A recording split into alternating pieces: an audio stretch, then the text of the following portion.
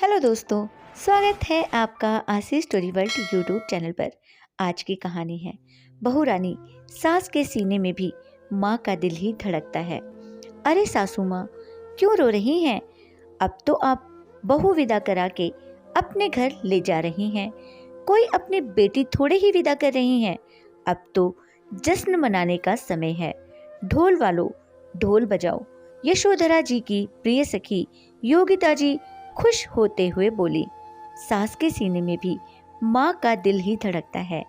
आखिर सास भी तो माँ ही होती है। हम भी एक बेटी की माँ हैं। कुछ साल पहले जब अपनी बेटी खुशी को विदा किया था, तब भी ऐसे ही रोए थे। आज किसी और की बेटी को अपने घर की बहू बनाकर ले जा रहे हैं, तो अपनी बहू की माँ और उसका दर्द समझकर रो रहे हैं। एक माँ के लिए बहुत मुश्किल होता है अपने जिगर के टुकड़े को अलग करना, और एक बेटी के लिए बहुत मुश्किल होता है अपना घर, अपने माता पिता, भाई बहन को छोड़कर पराए घर जाना। कहते हुए यशोधरा जी के नैनों में अश्रु छलक पड़े। कल उनके बेटे माधव की शादी थी और आज बहू की विदाई हो रही थी। उनकी बहू सौम्या अपने माता पिता, भाई बहन सबके गले मिलकर रो रही है। उसे रोते देखकर यशोधरा जी भी अपने अश्रु रोक नहीं पाई। समधन जी, हम भी एक बेटी की माँ हैं और अपनी बेटी से बिछड़ने का दर्द बखूबी समझते हैं, लेकिन आपसे एक वादा जरूर करते हैं कि हम आपकी बेटी को कभी भी किसी भी तरह की तकलीफ नहीं होने देंगे। हाँ आंटी जी, मेरी मम्मी तो सौम्या को बिल्कुल अपनी बेटी बनाकर, बल्कि बेटी से भी बढ़कर ही समझेंगी। आप देखिएगा, कुछ दिनों में सौम्या आप सबको भूल भी जाएगी।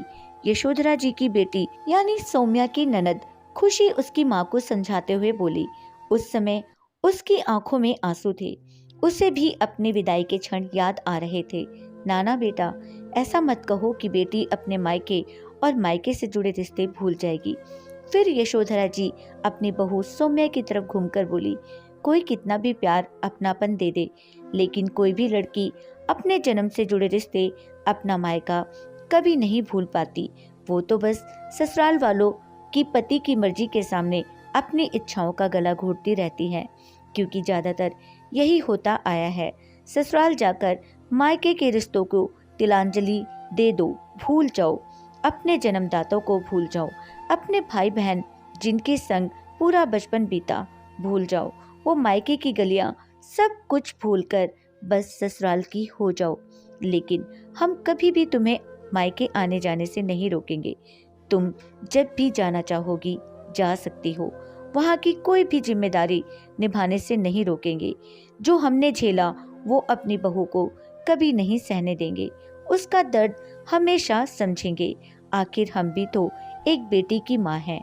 जब हम उसके लिए हर सुख की कामना कर सकते हैं, तो बहू को भी वही सारे सुख सास बनकर दे सकते हैं। हम तुम्हें ससुराल के बंधनों में कभी नहीं बांधेंगे। तुम अपने ससुराल के रिश्तों के साथ मायके के रिश्ते भी दिल से निभा सको। कहते हुए यशोधरा जी फफक कर रोने लगी और अपनी बेटी खुशी और बहू सौम्या को अपने आंचल में समेट लिया। सौम्या इतनी समझदार और ममतामयी सासू माँ को पाकर निहाल थी। वो भी उनके गले लगकर बोली, माँ, हम दोनों मिलकर एक दूसरे की इच्छाओं का, एक दूसरे की खुशियों का ध्यान रखेंगे। आपस में हर सुख दुख बांटेंगे। आखिर सास भी तो माँ जैसी नहीं, माँ ही होती है। हाँ बेटा, बिल्कुल ऐसा ही होगा। और बिटिया रानी समझ गई कि उसकी माँ ने जीवन पर्याप्त जो कुछ सहा है, वो अपनी बहू को वो सब कभी सहने नहीं देगी।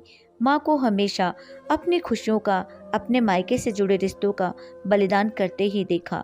यहाँ कभी किसी ने नहीं समझा, बल्कि उन्होंने जितना सहा, लोगों ने उनसे उतना ही सहन करवाया। किसी ने कभी उनकी खुशियों के बारे में नहीं सोचा। चलो अब सास बहू मिलकर एक दूसरे की खुशियों के बारे में सोचेंगे।